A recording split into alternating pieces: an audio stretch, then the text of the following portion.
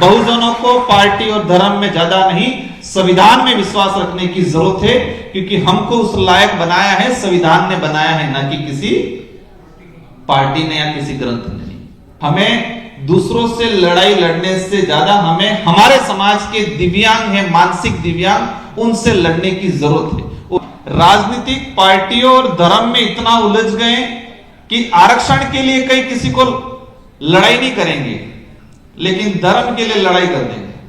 समाज और रिजर्वेशन पे अटैक होगा, हम रिएक्शन नहीं करेंगे, लेकिन धर्म और राजनीतिक उसकी पार्टी पे रिएक्शन होगा, अटैक होगा, तो हम खतरनाक रिएक्शन करेंगे। जातिगत जनगणना की जो डिमांड सारी क्षेत्रीय पार्टियां और ओपोजिशन ने मिलकर पुरजोर तरीके से उठाया था, सरकार को मजबूरन मानना पड़ा।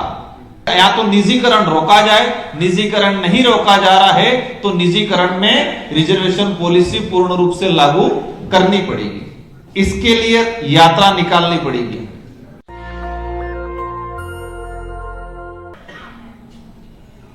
आज देश के अंदर अनेक समस्याओं से जूझ रहा है और यह समुदाय इतना बिखरा हुआ है और बिखरने का दुष्परिणाम यह हुआ है कि हमारे जो अधिकार थे, और ये अधिकार हमें संवैधानिक रूप से मिले थे, और संवैधानिक रूप से इसलिए मिले थे कि आजादी से पहले इस धरती पे इन्हीं समुदाय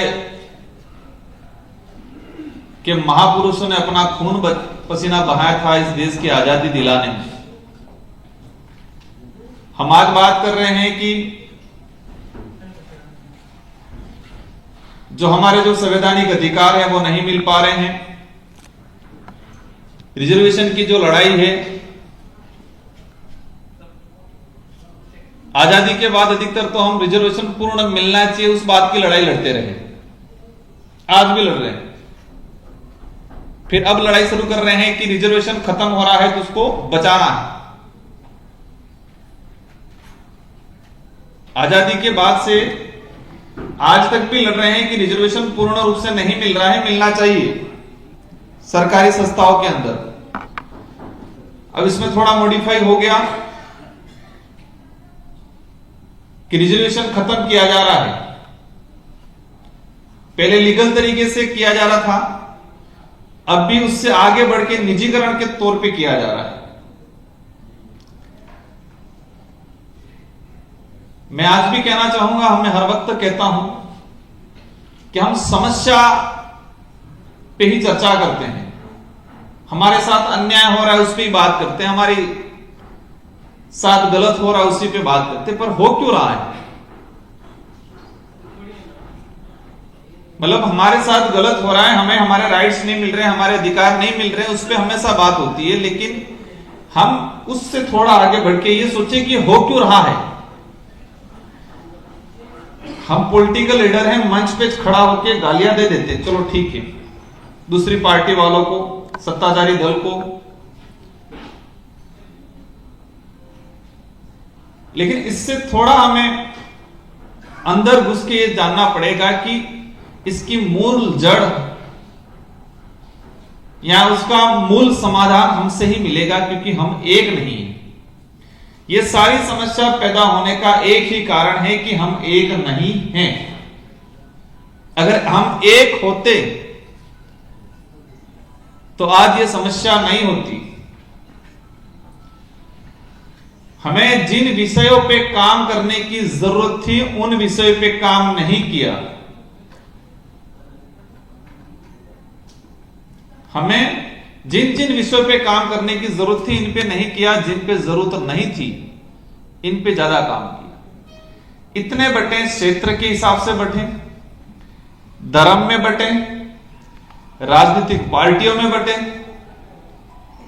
और इतने बटे हैं जिसकी कोई सीमा नहीं है। हम हमेशा प्रयास करते हैं कि हम एकजुट होकर कुछ काम करें। जब भी हमें कहीं से भी निमंत्रण तो ठीक है, अगर संदेश भी, मैसेज भी मिलता है कि बहुजनों का कार्यक्रम हो रहा है, मीटिंग हो रही है देश के किसी भी कोने में, फिर भी हम समय निकाल के वहां जाते हैं। हर जगह, अभी हम बेंगलोर गए थे, कुछ हमारे समाज के ही, सारे बहुजन समाज के ही वरिष्ठ अधिकारियों ने कार्यक्रम रखा था। वहां पर भी जो आज चर्चा चल रही है उसी टाइप की चर्चा चल रही थी। इससे पहले भी सर हम मिले थे उस दिन, तो मैंने आज जब मुझे निमंत्रण देने आए तो मैंने एक ही कहा कि उस दिन बात क्या हुई थी। हम सबको इकट्ठा होने से पहले एक बार हमने पहले इकट्ठा होकर क्या बात की थी उसको सुनना जरूरी। आज हम इकट्ठा हुए, आज बोल रहे हैं सब, तो 6 महीने बाद वापस इकट्ठा होते हैं, इससे पहले हमको सुनना पड़ेगा कि आज हमने क्या क्या बोला था और बोलने के बाद क्या सुधार हुआ। तो उससे हम खुद समझेंगे कि क्या बोले थे, क्या कर रहे हैं, क्या रिजल्ट क्या मिला हमें। मैंने सर को सजेस्ट किया था कि आज यही की समस्या सब गिनाएंगे, लेकिन इसका समाधान कैसे होगा उस पे बात करनी है पहले। समाधान कैसे होगा, और समाधान करने पे जब हम पहल करेंगे उसमें कठिनाइयां क्या क्या आएगी उस पे बात करनी। जब इस समस्या का समाधान करने हम एकजुट होंगे, कठिनाइयां आएगी। पहली कठिनाई आएगी कि हम राजनीतिक संगठन में बंट गए, पार्टी की तरफ से व्हिप जारी हो जाएगा हमारे नेताओं को कि नहीं जाना है। मैं मेरी पार्टी के बारे में नहीं बताना चाहूंगा, लेकिन जब हमारी पार्टी का हमने निर्माण किया और निर्माण करने के बाद हमने जो पार्टी का स्ट्रक्चर या पार्टी का जो गाइडलाइन निकाला, बनाया, हमने एक ही तय किया कि हमारी पार्टी के अंदर जो व्यक्ति समुदाय के प्रति उत्तरदायित्व, समुदाय के प्रति जवाबदेही होगा वही लीडर बनेगा, ना कि पार्टी के प्रति। जो व्यक्ति समुदाय के प्रति उत्तरदायित्व होगा, उसके प्रति जवाबदेही होगा, वही लीडर बनेगा। जो व्यक्ति पार्टी के प्रति वफादार होगा, जो व्यक्ति पार्टी के प्रति जवाबदेही होगा, वो लीडर नहीं बनेगा। मैं पार्टी का एज ए सांसद होने के नाते भी यही बोल रहा हूं कि हमारी पार्टी में भी पार्टी के प्रति उत्तरदायित्व ज्यादा निभाया या पार्टी के प्रति ही काम किया, लेकिन समुदाय के प्रति काम नहीं किया, तो उसको लीडर नहीं बनाया जाएगा। मैं मेरी पार्टी के लिए बोल रहा हूं। ये काम इस देश की सारी क्षेत्रीय पार्टी और राष्ट्रीय पार्टियों के अंदर जो हमारे समुदाय से लीडर जा रहे हैं उनके अंदर भावना जगानी पड़ेगी। बाकी ये हमें चर्चा करके सिर्फ हमारा सबका समय निकलेगा, मैं डिमोटिवेट नहीं कर रहा हूं।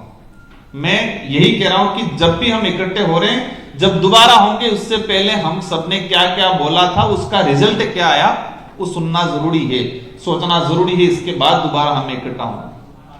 रिजर्वेशन को खत्म किया जा रहा है पूरी तरह से निजीकरण करके। मैं ट्रेन से आता हूं, ट्रेन में हमारे भाई मिलते हैं, कहते हैं कि हमारा शोषण होता है, ले लिया जब मर्जी है ठेकेदार निकाल रहा है।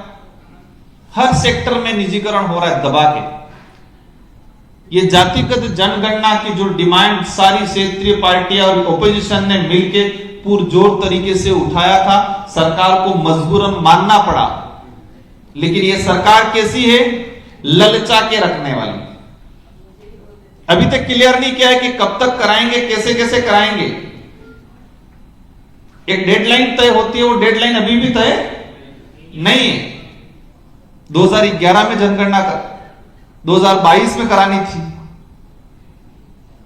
अभी भी डेडलाइन तय नहीं है। तो हमारा रिजर्वेशन का सॉल्यूशन भी इसके साथ ही कराना पड़ेगा। जैसे जनगणना होती है, इसके बाद ही देश के अंदर रिजर्वेशन, अगर या तो निजीकरण रोका जाए, निजीकरण नहीं रोका जा रहा है तो निजीकरण में रिजर्वेशन पॉलिसी पूर्ण रूप से लागू करनी पड़ेगी। इसके लिए यात्रा निकालनी पड़ेगी। हम राजनीतिक पार्टियों और धर्म में इतना उलझ गए कि आरक्षण के लिए कहीं किसी को लड़ाई नहीं करेंगे, लेकिन धर्म के लिए लड़ाई कर देंगे, पार्टी के लिए लड़ाई कर देंगे। करेंगे कि नहीं करेंगे? हम वफादार जिसके लिए होना चाहिए उसके लिए वफादार नहीं है।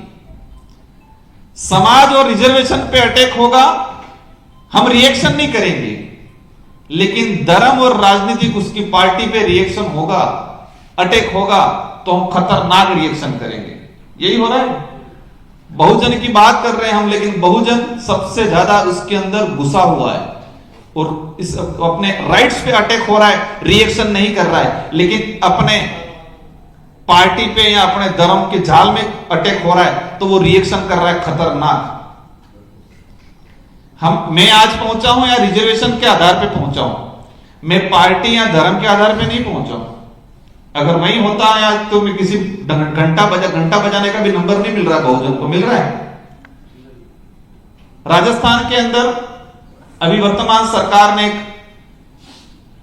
योजना लाई कि सारे पुजारियों को मासिक मानदेय मिलेगा। अच्छी बात है, मिलना चाहिए, लेकिन कुछ जगह बहुजन के भी पुजारी हैं लेकिन उनको नहीं दिया जा रहा है, लेकिन घंटा हम सबसे ज्यादा बजाते हैं। उसको लेके हम लोग लड़े तो हमारे भाइयों ने कहा कि तुम तो धर्म विरोधी हो। मैंने कहा राजस्थान के अंदर मंदिरों में जो पुजारी हैं उनको आप योजना के तहत तो मासिक 7,000 रुपए दे रहे हैं, तो कई बहुजन के भी हैं, आदिवासी पुजारी भी हैं, दलित भी है, पिछड़ा भी है, ओबीसी भी है, उसको क्यों नहीं दे रहे हो? तो लोग हमारे ही भाई बोलने लग गए कि आप तो धर्म विरोधी हो।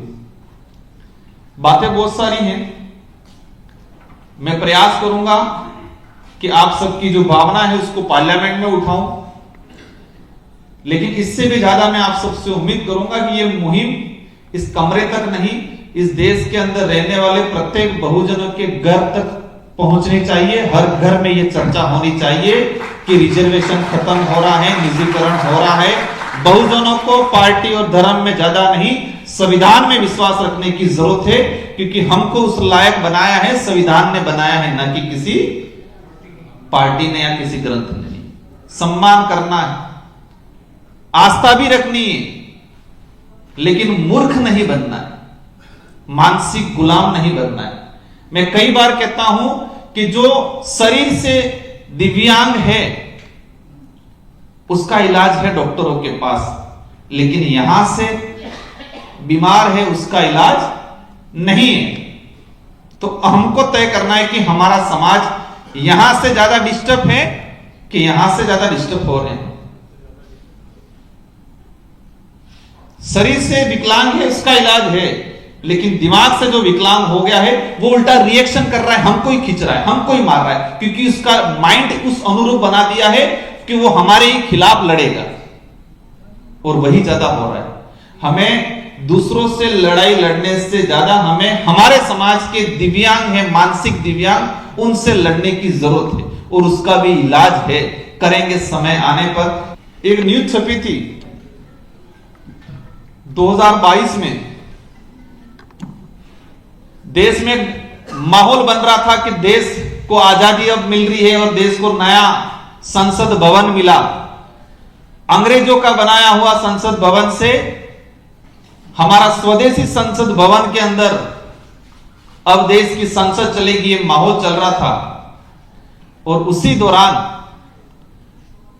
हमारे इलाके के अंदर एक नई राजनीति की शुरुआत हुई थी, और नई राजनीति वही थी कि कांग्रेस और बीजेपी दोनों ने मिलकर जिला प्रमुख और प्रधान बनाए थे पूरे जिले के अंदर।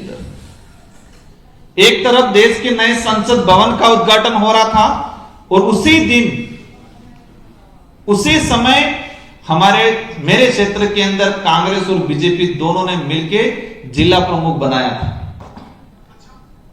27 जिला परिषद सीट थी, 13 सीट हमारी पार्टी से आई, 6 कांग्रेस को मिली, 9 बीजेपी को मिली। 6 कांग्रेस के लोगों ने कांग्रेस के हाईकमान के डायरेक्शन से जिला और डिस्ट्रिक्ट लेवल के हाईकमान ने और बीजेपी को समर्थन देके बीजेपी के जिला प्रमुख बिठाए थे। ये बात सर चाह रहे थे मेरे से बताने का।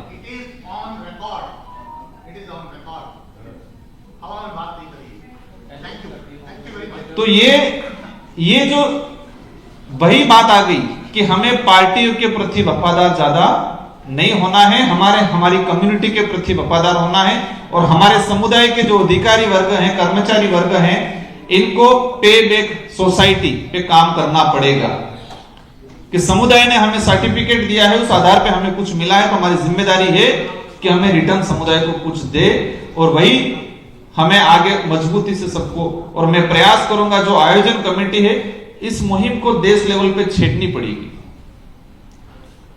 और नहीं छेड़ेंगे तो बहुत जल्दी हालत खराब होने वाली है, बस दिख नहीं रहा और जब दिखेगा तब हमारे हाथ में कुछ नहीं रहेगा संभालने के लिए। इन्हीं शब्दों के साथ धन्यवाद, आभार, जोहार, जय भीम। नेशनल दस्तक की आपसे गुजारिश है कि अगर इसको बचाना चाहते हैं तो नेशनल दस्तक को सब्सक्राइब करने के लिए रेड कलर के सब्सक्राइब बटन को दबाएं, फिर बेल आइकन की घंटी दबाएं। नेशनल दस्तक को बचाने के लिए बहुत जरूरी है कि हर खबर को शेयर करें, लाइक करें, कमेंट जरूर करें।